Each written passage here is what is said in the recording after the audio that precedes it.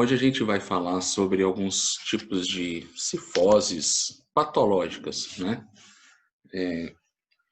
Vão ser cifoses que vão aumentar também, gerar uma hipercifose, só que não é exatamente aquela hipercifose única e exclusivamente postural, né? Como a gente falou no outro vídeo, que é uma cifose causada por hábitos, causada por alterações musculares, não será isso. Serão cifoses causadas até de formas estruturais por alguns motivos. Então, nós temos, bem comum para a gente iniciar, a cifose no idoso, né? Aquela cifose senil que a gente fala, que é a cifose também chamada de cifose osteoporótica, porque a osteoporose é uma das causas dela. Então, tem várias formas da nomenclatura dessa cifose do idoso. É aquela estereótipo clássico, né, que o idoso adota, né, alguns bem mais do que outros, de adotar uma postura mais curvadinha para frente, né, que é a famosa corcunda, popularmente falado aí e tudo. Então, essa é uma das características dessa postura adotada, né? E aí, por que isso acontece? Né? É uma condição que acomete muitos, né? Ou há quem diga que vai chegar a acometer praticamente todos, mas de uma maneira mais branda em alguns, quase imperceptível, e de uma maneira mais agressiva em outros. E também combina um pouco com aquela história que a gente fala, né? Aquela premissa que se tem que quando a gente vai ficando velho, a gente vai diminuindo, vai evoluindo a idade, vai diminuindo o tamanho, vai ficando menor. Quando eu tinha 20, 30 anos, eu era maior do que hoje, quando eu tenho 70, né? E um dos motivos é essa cifose, dentre outras coisas também, né? Então, a gente vai começar a falar dela, né, da senil. São duas definições bem rápidas para a gente contemplar aí. Então, a cifose, na hora que ela aumenta, né, como a gente está vendo aqui na imagem, ela vai deixar esse arco bem mais fechado, né? O arco vai ficar mais tortinho, perfeito? E isso acontece, repetindo, pode ser de forma postural, como a gente disse já, e também através de algumas patologias. No caso do idoso, que é a cifose senil, que é aquela cifose que acontece com o envelhecimento e até, óbvio, concomitante a algumas patologias, a gente tem algumas explicações. Primeiro, né, o que diz nessa imagem, com o evoluir dos anos, né, os nossos ossos vão ficando mais porosos, vão ficando mais frágeis, certo? E isso pode determinar alguma alteração estrutural na coluna. Então, se a gente reparar aqui a coluninha de 40 anos, né? A coluna de 60, um pouco mais curvada, e a coluna de 70 já bem mais cifótica, digamos assim, né? E aqui a gente fala de uma condição de perda óssea, que é a osteopenia, e aqui a gente já fala de uma osteoporose, que aí já é uma perda patológica, além do esperado. Ela pode acontecer antes, bem como a osteopenia também pode acontecer antes, certo? Em relação a essas curvaturas que vão aumentando, essa curvatura cifótica, o principal motivo que faz ela aumentar para frente, né, aumentando a cifose, são os nossos hábitos de vida, certo? Então, a osteoporose vai tornando esses ossos mais frágeis, não só os da coluna, né, todos os ossos, mas a coluna é uma região bem prejudicada, né? A osteoporose, a gente vai, né, falar dessas doenças, e quando a gente fala de osteoporose, a gente vê que ela afeta muito coluna, quadril, punho. Então, beleza. Os nossos pacientes, nós, né, no nosso dia a dia, a gente tem uma cultura e uma funcionalidade. Nosso corpo foi feito para isso, para a gente fazer nossas atividades, na grande maioria das vezes, em flexão. A gente sempre, né, realiza flexões. A gente chegamos a realizar mais de 2.000 flexões num dia. Flexões de tronco, né, que eu estou falando, ir com o tronco para frente e voltar, ir para frente e voltar. A gente faz isso para sentar, a gente faz isso para levantar, a gente faz isso para pegar um objeto de cá, outro de lá, até para comer, e inclina, flexiona para pegar uma coisa para servir o arroz, flexiona aqui para poder pegar o de cá. Então a gente, numa mesa de trabalho, a gente faz milhares de flexões por dia, né? Contra poucas extensões que a gente faz. Então nosso padrão é flexor, né? A gente vive em flexão. Nós nascemos em flexão. A flexão é a posição fetal, inclusive. Dentro do feto nós ficamos todo flexionadinho, né? Então, essa condição favorece a cifose aumentar, favorece o corpo dar essa inclinadinha, né, para frente, diminuir e ficar fazendo essa curva que faz, certo? Se a gente reparar, o que vai acontecer? Aqui eu tenho uma vértebra, né, uma coluna, que está sofrendo já algumas microfraturas, microtraumas, por conta daquele osso mais frágil, né, que a gente falou ali no slide para trás, e por conta da descarga de peso e da funcionalidade. Então, se a gente pensar numa coluna ereta, retinha, uma vez que ela está frágil, ela pode desviar tanto para um lado quanto para o outro, teoricamente. Mas como a gente chega a fazer 2.000 flexões por dia contra 300, 200 extensões, e olha lá, a gente acaba gerando um estresse maior na parte anterior da vértebra e não lá atrás, certo? Então o impacto, o desgaste, o estresse é muito maior na região anterior. Estão entendendo isso? Imagina se vocês flexionam, né? A parte anterior da vértebra vai ser mais espremida, vai ser mais compactada, e a parte posterior vai estar mais aberta. Perfeito? Então, essa relação faz com que, ao passar dos anos, e quando chega essa fragilidade, olha o formato dessa vértebra de cima aqui, ó. A distância que eu tenho na parte anterior dela, ó, é a mesma da parte posterior, certo? Agora, vamos na de baixo. Olha o que aconteceu com essa vértebra. Até aqui só, e lá atrás. A distância que eu tenho aqui na frente, ó, essa dimensão aqui, a distância da parte superior da parte inferior da vértebra, na região anterior, é muito menor do que na região posterior. E isso acontece por conta da fragilidade óssea, do envelhecimento e somado com todas essas flexões que a gente faz, né? E existem algumas patologias que proporcionam isso, como eu disse, a osteoporose, né, na coluna. Tem também algumas patologias reumáticas, como especificamente a espondilite anquilosante. A espondilite anquilosante é uma patologia que vai também favorecer essa curvatura da coluna, certo?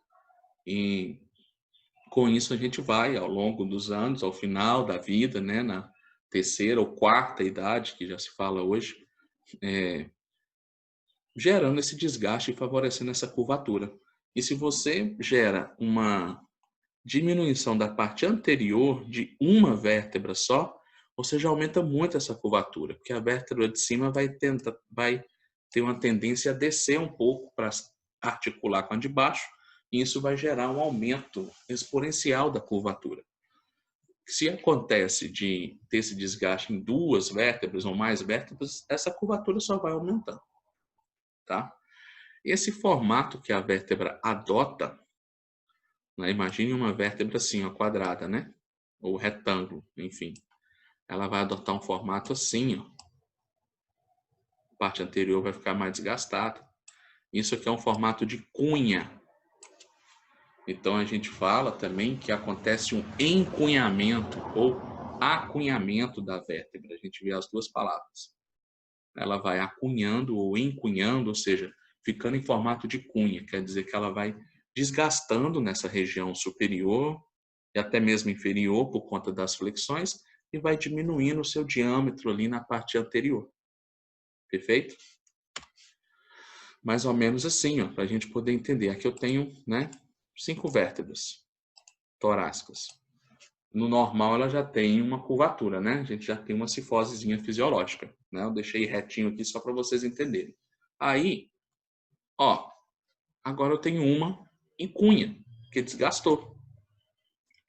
Essa de cima vai ter que descer particular, ela vai ficar meio deitadinha, né? E a de baixo também, mais ou menos assim, quer ver? Para vocês entenderem legal, deixa eu pegar essa daqui, ela vai ter que dar uma rodadinha e ficar aqui, aí essa outra também acompanha. Pronto. Lá embaixo a mesma coisa, essa daqui vai rodar para poder encaixar aqui e essa daqui vai acompanhar. Pronto, mais ou menos aí para vocês entenderem. Aí, gerei uma curva, nenhuma que estava reta, não é? Aqui estava retinho, aqui agora está curvado. Agora imagina no normal, que não é reto, né? Não é ereto. Normal, a nossa coluna torácica já tem uma curvinha, a cifose. Se você faz a cunha, você aumenta mais ainda a cifose, ela vai ficar ainda maior. Deu para entender um pouco aí de como que funciona isso? Aí, por que isso acontece para frente? Por que ela não desgasta o contrário? Né? Fica uma cunha invertida, mais um diâmetro maior na frente e para trás, né? Ao contrário dessa imagem aqui, que ela vai ficar menorzinha. Porque a nossa vida é favorecendo muito mais movimentos em flexão e na flexão a gente acaba desgastando a parte anterior dela mais. A carga, o estresse é maior na região anterior. Ficou claro isso? E isso vai gerando essa cifose.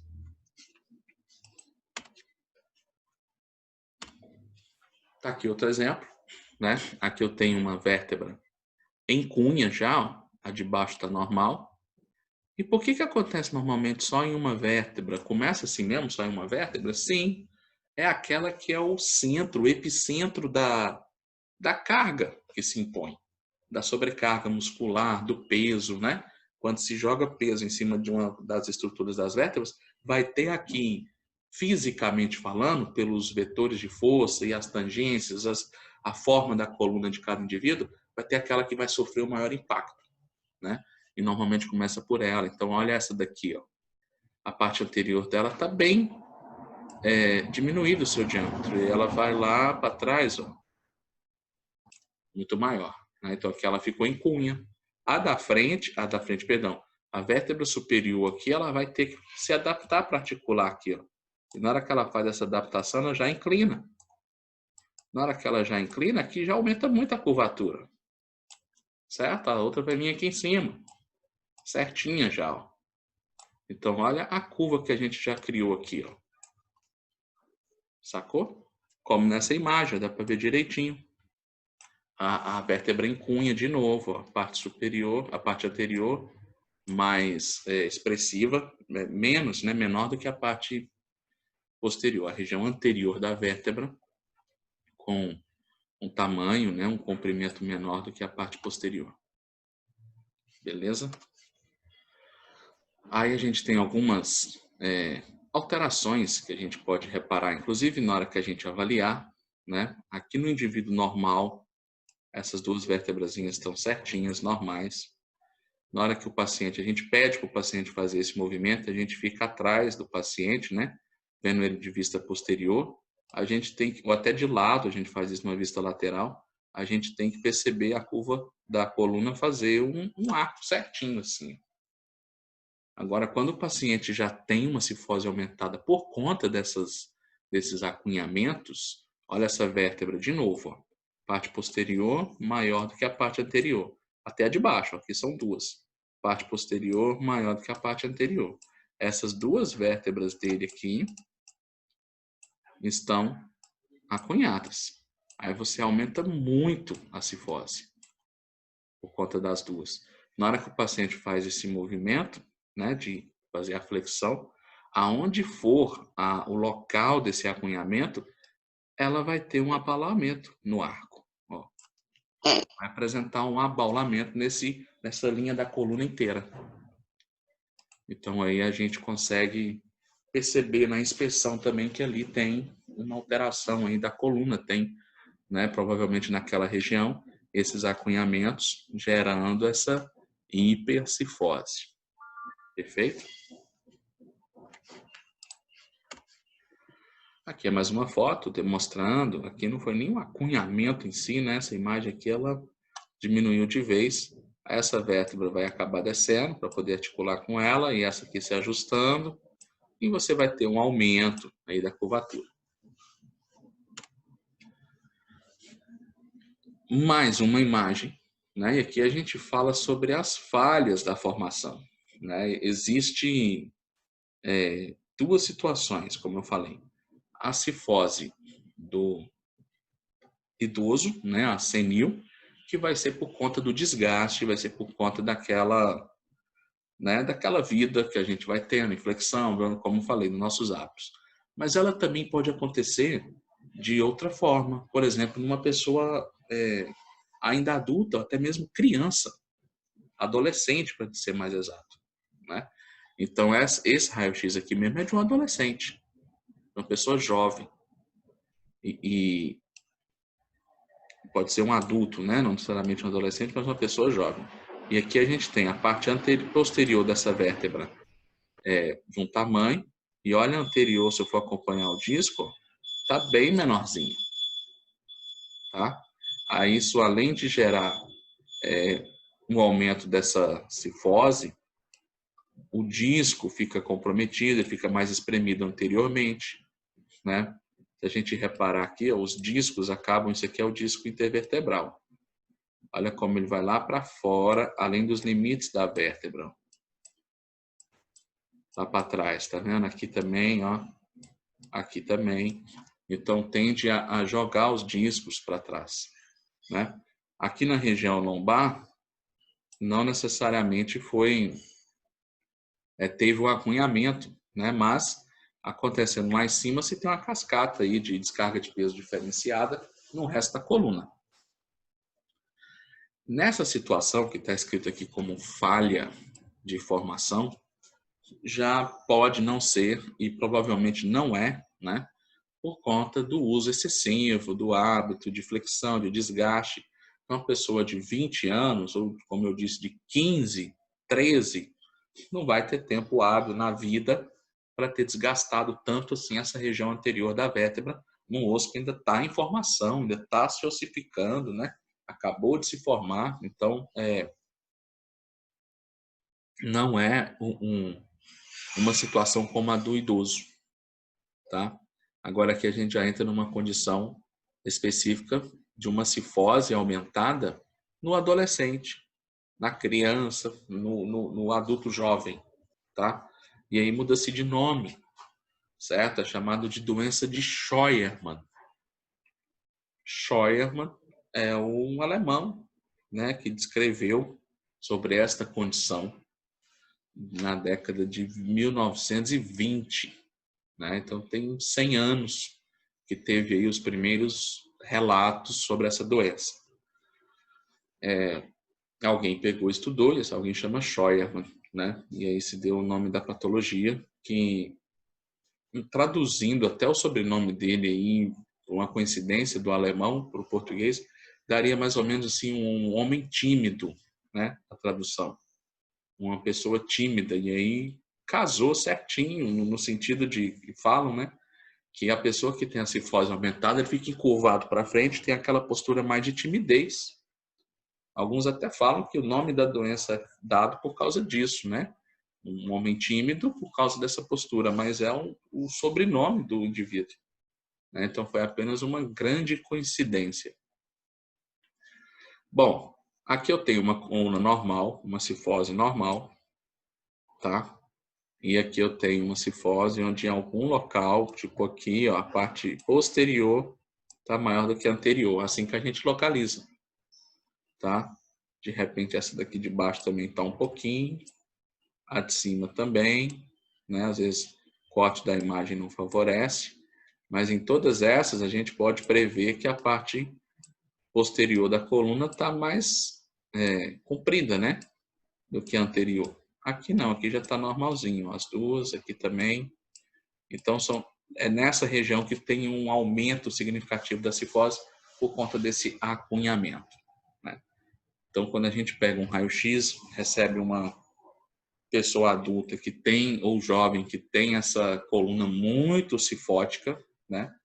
E no raio-x a gente já consegue ver, é fácil.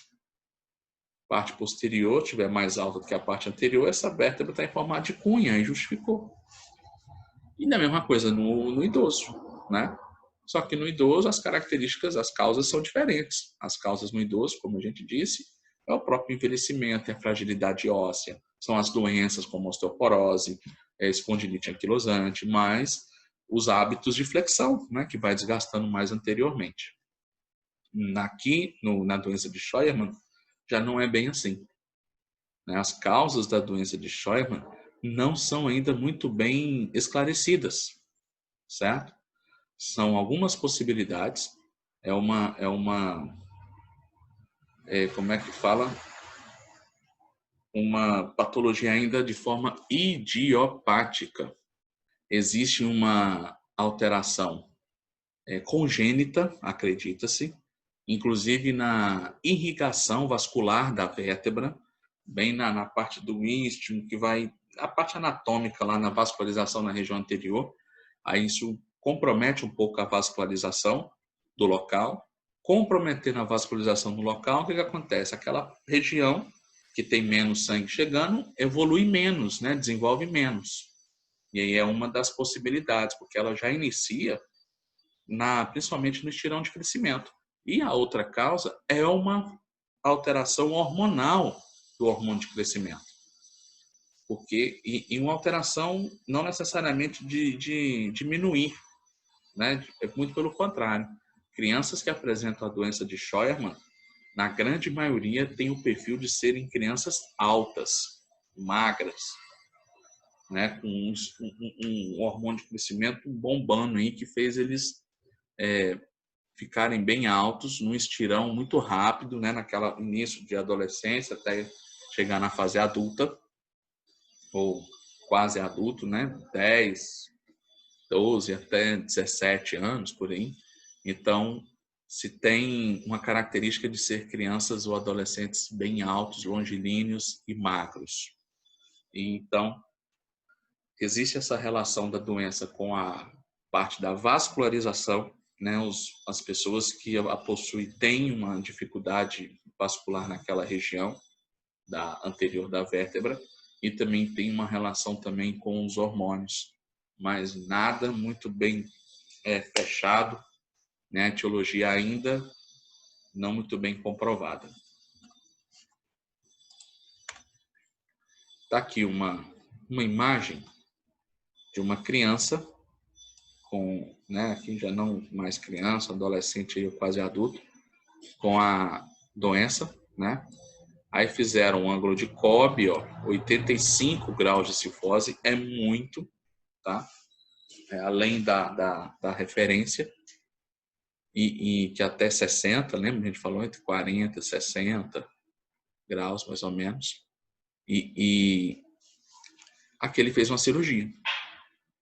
Teve que fazer cirurgia, porque 85 graus, uma curvatura cifósica tão grande, compromete toda a caixa torácica, compromete respiração, compromete mobilidade, compromete a coluna inteira, cervical, lombar, membros inferiores. Então, para chegar a fazer uma cirurgia, e olha que a cirurgia é complicada, é uma cirurgia bem agressiva, ao tamanho da osteossíntese aqui, dos fixadores que colocaram, tá? Com seus parafusos, para poder puxar essa coluna para trás de novo, para desempenar ela, pegar e forçar ela para trás e travar. Pronto.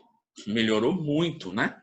A postura dele, certo? Aí expande melhor pulmão, até a parte abdominal, né?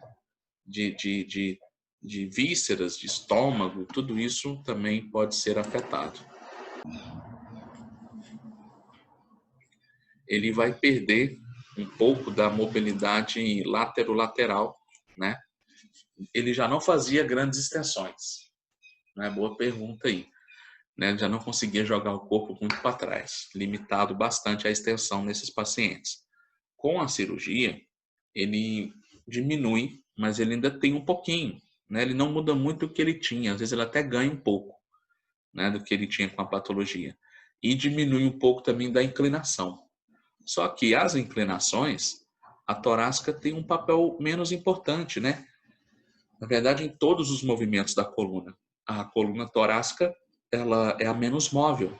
A cervical se movimenta muito, a lombar também, né? As inclinações são feitas na lombar, em extensão, flexão, e a torácica pelo próprio gradil costal, as costelas saem do externo e prendem na coluna torácica, né? Então ela é mais firme, ela é menos móvel. Então, mesmo diminuindo, e diminui um pouco sim, ele ainda continua funcional para fazer as atividades dele, certo? Porque a lombar que vai trabalhar muito, a cervical vai trabalhar muito, a maior proporção dos movimentos da coluna vem desses outros dois segmentos, a menor proporção que é da parte dorsal, né? Mas diminui sim, um pouco por conta das fixações. Tratamento. Como que a gente vai tratar esses indivíduos? Vamos lá. As imagens aí remetem a tratamentos posturais, né? Que a gente usa, de solo, de pilates, de RPG, né? De exercício de cinesioterapia, iso-stretching. Então, enfim, o objetivo do tratamento é óbvio. A gente vai ter que diminuir a cifose desse paciente, ok? Promover uma retificação. Retificação não é quando diminui. Então ele tem uma super, hiper, mega cifose, né? Que não pode nem ser só uma hiper às vezes. A gente tem que pegar e retificar.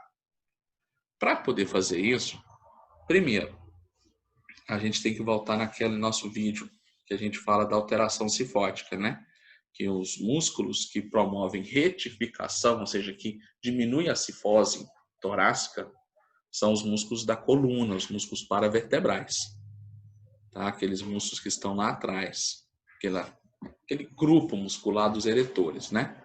Então, eles que conseguem puxar essa cifose para trás, abrir um pouco esse arco da cifose. Então, esses músculos precisam ser muito trabalhados. Aí vem a pergunta, professor, mas se eu puxar só lá atrás e inclinar, a vértebra vai continuar em cunha. Então, aqueles músculos, terminou o tratamento, eles tendem a voltar, né? A princípio, isso pode ser uma verdade, sim. Mas, primeiro, a ideia é trabalhar muito a musculatura paravertebral e pós-vertebrais para deixar elas em uma condição muito mais forte. Né? A musculatura ficando mais forte, ela consegue segurar. Uma coisa é você só começar a trabalhar, isso não acontece no corpo, né? Mas só para vocês terem um exemplo. A gente puxou a coluna e soltou, aí vai voltar. Porque a vértebra está em cunha, né? Na parte anterior, vai inclinar de novo. Agora, se você puxa e amarra, e deixa amarrado lá atrás, não volta. Porque tem coisa segurando. Então, a primeira ideia é deixar a musculatura paravertebral, pós-vertebral, segurando aquela coluna ali. Ponto. Com o passar dos anos, né, alguns bons meses, né, que esse tratamento é duradouro, quando você faz essa extensão da coluna e mantém a coluna com uma cifose menor, você alivia os espaços intervertebrais. Isso, com certeza, ajuda, né, mais na vascularização. Mesmo aquela vascularização diminuída, quando se tem a cifose e as pressões na coluna, as compressões, isso dificulta mais a fisiologia óssea, né, a sua formação e tudo. Então, quando se dá o espaço articular para essas vértebras, melhora um pouco, isso já é uma contribuição. Ponto. Aí, a gente vai no local onde está a curvatura, né? E como eu vou saber qual que é o local? No raio-x. Ou, se estiver muito visível, numa avaliação postural. Paciente sem camisa, né, com o dorso exposto, a gente consegue, palpando, inclusive sentindo onde essa cifose está muito alta ou baixa, através daquele teste de flexão, que eu mostrei aquela imagem para vocês, não vai ficar um arco certinho, vai ficar um abaulamento, lembram? Naquela região.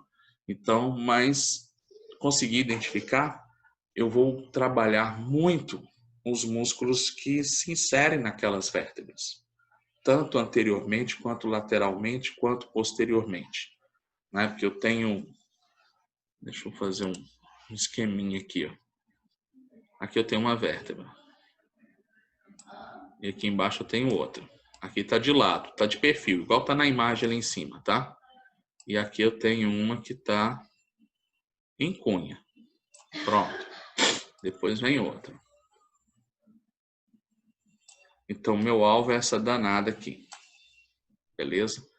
Dependendo de onde ela estiver, se ela estiver na torácica mais alta, né?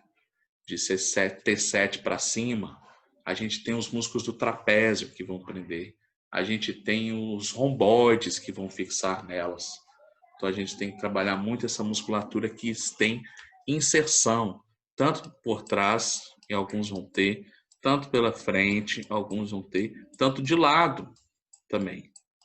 Né? Quando a gente mexe muito na musculatura que está fixada no osso, lembram do piezoelétrico?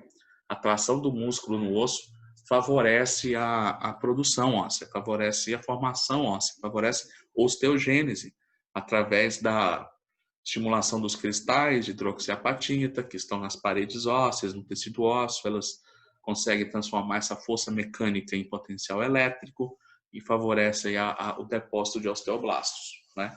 Então, o tratamento parte dessa premissa.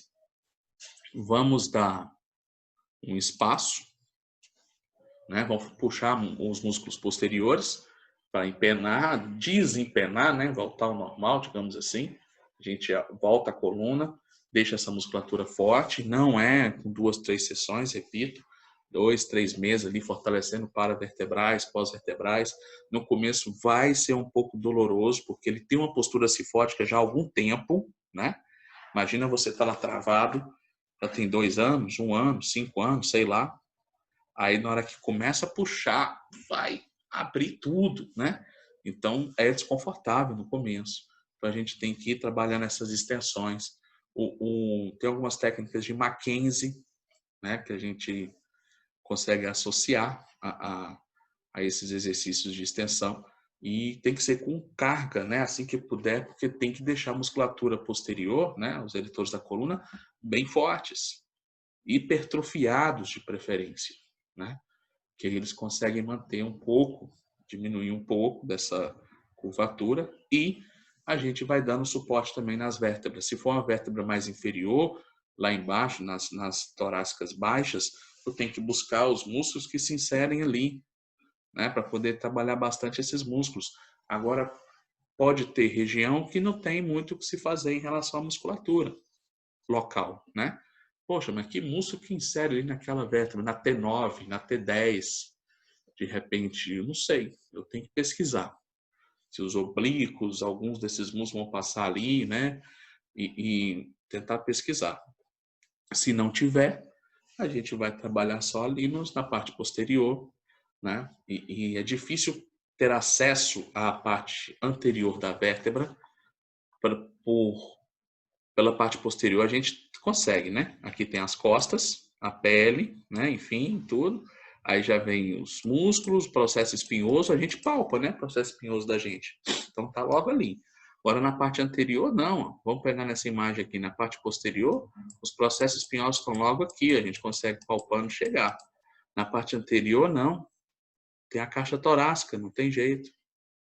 Mesmo depois abaixo do processo tifoide, não dá para você atravessar o abdômen inteiro para chegar na região anterior.